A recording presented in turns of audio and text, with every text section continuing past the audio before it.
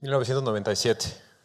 Sucedió lo que mucha gente pensó que nunca pudiera llegar a pasar. Una computadora le ganó en ajedrez al campeón del mundo. Desde entonces, las máquinas han ido venciendo en distintas áreas a los mejores humanos. En Go recientemente, en póker, en fin. Entonces, mucha gente piensa que solo es una cuestión de tiempo para que seamos prescindibles. Pero bueno, antes de hablar del futuro, hablemos del pasado.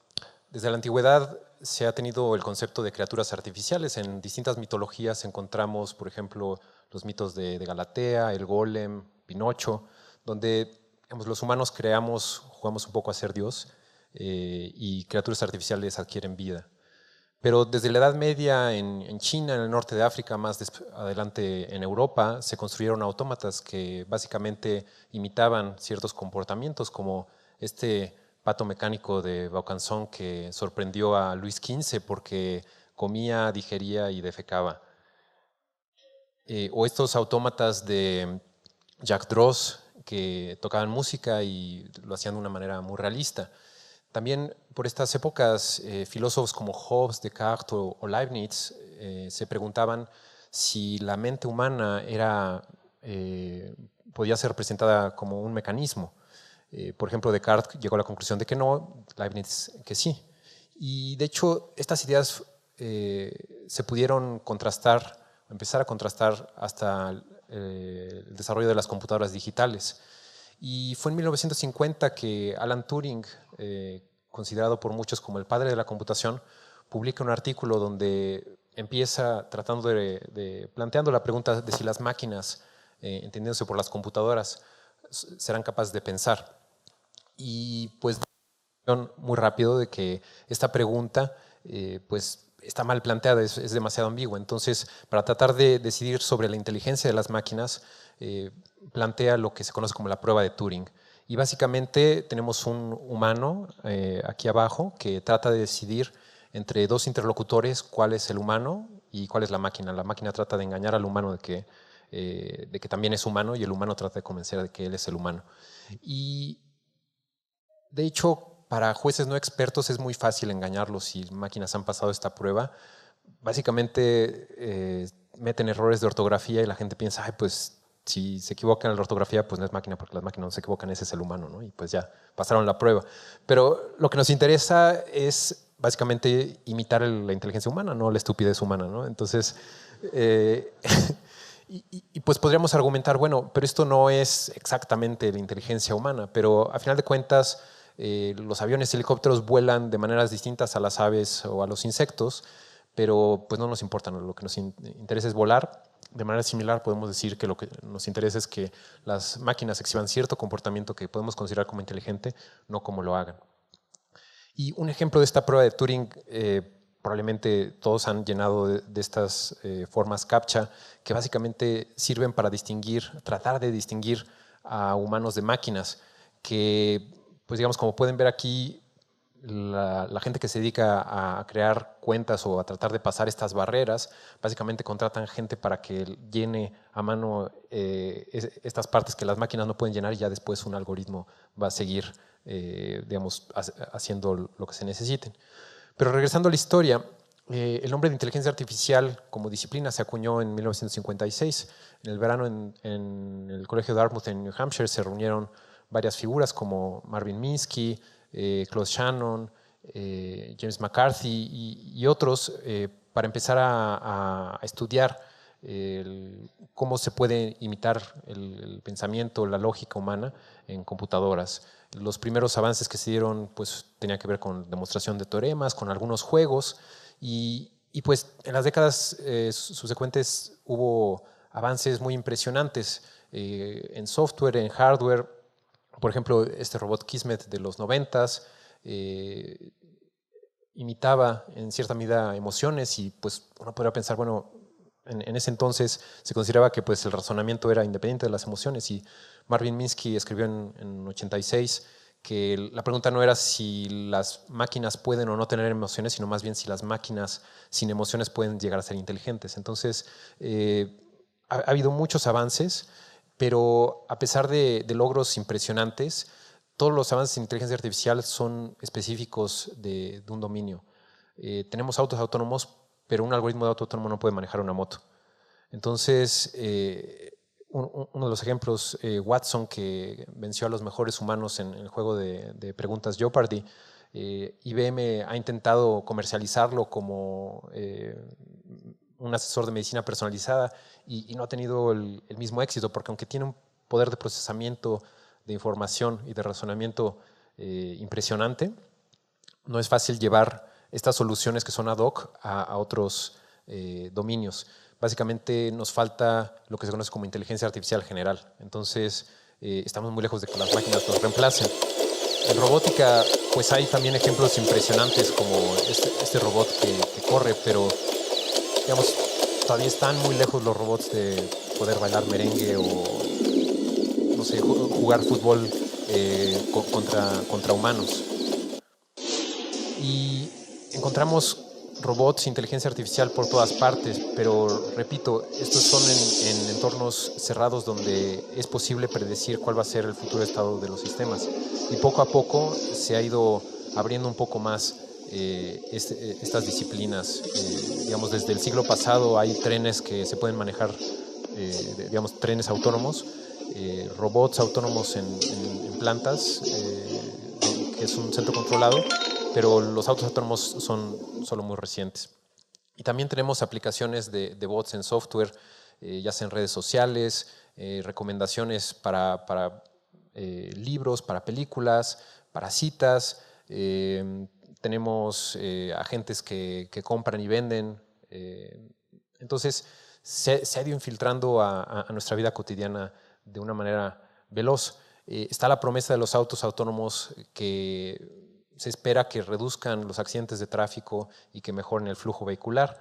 Digamos, todavía está esa expectativa, probablemente la próxima década veamos esto. Entonces, hay un flujo de dinero considerable que ha ido en aumento en años recientes en todas las industrias porque estamos encontrando aplicaciones de inteligencia artificial en muchas partes. Entonces, podríamos pensar que pues, pronto la inteligencia artificial va a ser tan avanzada que pues, vamos a ser prescindibles, ¿no? Y nos van a conquistar como escenarios de tipo Terminator. Pero a final de cuentas, las funcionalidades de las máquinas y las nuestras son complementarias, no estamos en competencia, es como, digamos, si en un proceso evolutivo pensáramos que hay una competencia entre peces y mamíferos cuando ocupamos nichos distintos. Es cierto que hay mamíferos que comen peces, es cierto que hay peces que comen mamíferos, pero digamos en general podemos coexistir. Y también hay muchas ideas futuristas sobre el incremento del poder computacional que ha ido creciendo de manera exponencial, pues que pronto vamos a poder descargar nuestras mentes a Internet y vamos a ser inmortales. Pues como hemos visto en las pláticas de este festival, pues conocemos muy poco todavía del cerebro y la manera en la que se procesa información en el cerebro es muy distinta a la que se procesa en las computadoras. Entonces, aunque ha habido tendencias de incremento de procesamiento de cómputo, el desarrollo de software pues no ha ido a la misma velocidad, ha tenido problemas de crecimiento y a final de cuentas no es trivial pensar cómo se relaciona una mente si no es con un cuerpo. Entonces, el descargar una mente fuera del cuerpo empieza a dejar de tener sentido mientras más entendemos que nuestra mente es incorporada y está embebida en un entorno físico. Y podemos hablar sobre las implicaciones sociales que la inteligencia artificial ya está teniendo. Probablemente hayan escuchado sobre cuestiones de privacidad. En Europa acaba de pasar una nueva ley, lo cual pues es un poco un dilema porque si nosotros cedemos nuestra información a los algoritmos, pues los algoritmos van a poder tomar mejores decisiones, pero después también está la posibilidad de que se haga un mal uso de nuestros datos personales. Entonces, esto es algo que todavía está abierto, no sabemos exactamente cómo resolver este problema, cómo manejar esta información. O, por ejemplo, empezamos a confiar mucho en la toma de decisiones en la inteligencia artificial. En Waze, en Google Maps, pues aunque se equivocan, seguimos usándolos porque ya navegan mejor que nosotros, ¿no? Entonces, pues ok, se equivocan, pero tal vez la próxima vez lo hagan mejor. Lo mismo, confiamos en las decisiones de Netflix, de Amazon, de distintos algoritmos, y entonces pues esto está impactando en la sociedad, porque a final de cuentas, por un lado podríamos decir que son mejores decisiones las que están tomando porque las computadoras pueden procesar más información que nosotros, pero por otro lado se está disminuyendo la diversidad, porque a final de cuentas todos los que usamos estos sistemas vamos a escoger lo mismo. Y también podemos hablar de implicaciones éticas. Se habla mucho sobre la protección de los derechos de los animales, pero probablemente pronto empecemos a escuchar sobre la protección de los derechos de las máquinas. Si están ocupando los mismos nichos que nuestras mascotas, pues ¿qué tan ético va a ser pegarles, desconectarlos, tirarlos, ¿no? Un colega se molesta porque su hija le pide a su asistente personal, Alexa, le pide las cosas por favor. Pero no le tienes que pedir por favor, pero ¿por qué no? Y bueno, se ha estudiado mucho más la ética de los robots hacia nosotros, cómo deben de tratarnos. Y pues bueno, son famosas las leyes de la robótica de Isaac Asimov, que en sus historias, pues básicamente siempre sale algo mal, hay una excepción y eso es lo que hace interesante la historia. Y lo que nos damos cuenta es que aunque se espera que las máquinas, los robots, no dañen a los humanos o nos cuiden, pues siempre hay situaciones que no estaban esperadas y entonces entran en conflicto. Y con el desarrollo de los autos autónomos, pues ayer ya se mencionó este problema, una variación del problema del tranvía. Si hay un auto autónomo y tiene que decidir entre herir o matar a un peatón o a varios peatones, ¿qué decisión sería la ética? O más aún, podríamos decir, bueno, no, pues si están en riesgo muchas personas, pues que trate de minimizar el daño en vidas humanas. Pero si tiene que decidir entre dañar al dueño o al pasajero o a muchas personas, pues entonces la gente no va a comprar este coche, ¿no? Entonces, pues sí, va a ser moral, pero nadie se va a querer subir porque va a decir, no, pues capaz que me mata. Entonces, estos problemas éticos todavía están abiertos. Y también hay muchos problemas filosóficos. De hecho, el doctor Negrete, que falleció recientemente, se le considera el padre de la inteligencia artificial en México porque la trajo hace 50 años, decía que la mejor manera de entender al hombre es creándolo. En el sentido de que si nosotros construimos sistemas artificiales que traten de imitar la mente, pues entonces vamos a tener un mejor entendimiento de cómo es que funciona nuestra mente. La inteligencia artificial no solo nos sirve para construir sistemas inteligentes, sino para entendernos a nosotros mismos. Y también está el problema del libre albedrío. A final de cuentas, si empezamos a delegar responsabilidad, bueno, no la responsabilidad, la toma de decisiones a las computadoras, entonces ¿de quién va a ser la responsabilidad de esas decisiones? Regresando al caso de los autos autónomos, si hay un accidente, ¿de quién es la responsabilidad? ¿Del dueño, del pasajero, del fabricante, del que le dio mantenimiento?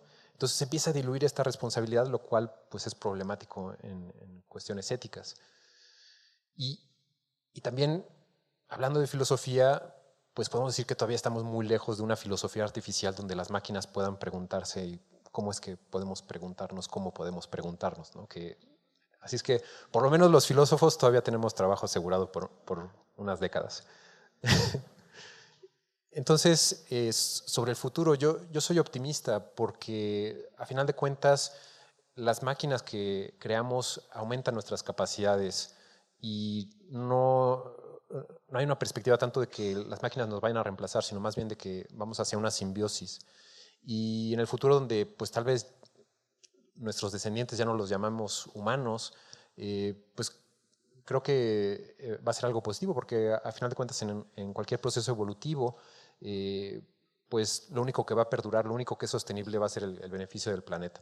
Entonces yo creo que nuestra tecnología y nuestra parte biológica van a confluir con este fin.